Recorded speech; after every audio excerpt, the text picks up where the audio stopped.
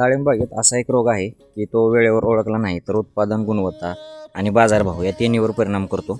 आणि त्या रोगाचं नाव आहे तेल्या रोग किंवा तेलकट रोग. आजपासून आपण या विषयावर 3 भागांची एक खास सिरीज सुरू करत आहोत.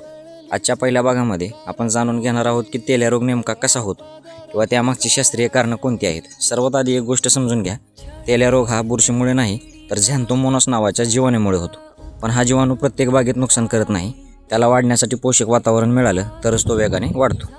आता प्रश्न पडतो की हे पोषक वातावरण तयार कसं होतं. जेव्हा सतत ढगाळ वातावरण असतं, पाऊस पडत असतो किंवा हवेमध्ये जास्त आर्द्रता असेल किंवा पानावरती बराच वेळ जर ओलावा टिकून राहत असेल, बागेत झाडांची जास्त दाटी असेल किंवा हवा जर नीट व्यवस्थित खेळत नसेल, तेव्हा तेल्या रोगाचा प्रादुर्भाव होण्याची शक्यता जास्त वाढते. याशिवाय बागेत पडलेली रोगग्रस्त पानं किंवा फांदे असतील, वेळेवर फळे जर नष्ट केली नसेल आपण, तर हा एका झाडावरून दुसऱ्या झाडावर सहज पसरतो. नेमकं काय होतं, जोराचा वारा असेल किंवा सरीसपाट पद्धतीने दिलेलं पाणी असेल, म्हणजे आपण ड्रिपनं पाणी न देता मोकळं जर पाणी सोडलं असेल, यांच्यामार्फत या रोगाचा प्रसार जास्त होऊ शकतो. एक छोटं उदाहरण सांगतो. समजा आपल्या घरात सतत जर ओलावा राहिला किंवा सूर्यप्रकाशच येत नाही, हवा खेळत नाही, बंद खिडकी आहेत, तर काही दिवसांनी त्या भिंतीवर बुरशी चढायला लागते, कारण तिथं बुरशीला वाढण्यासाठी योग्य वातावरण मिळालेलं असतं.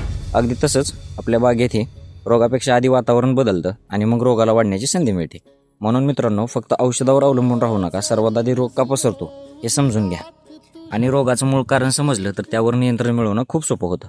आता उद्याच्या पार्ट 2 मध्ये आपण तेल्या रोगाच्या सुरुवातीची लक्षणं कशी ओळखायची, पानांवर, फांद्यावर आणि फळावर तो नेमका कसा दिसतो आणि कोणत्या अवस्थेत शेतकऱ्यांनी सावधान व्हायला हवं याची प्रत्यक्ष उदाहरणासहित माहिती घेणार आहोत.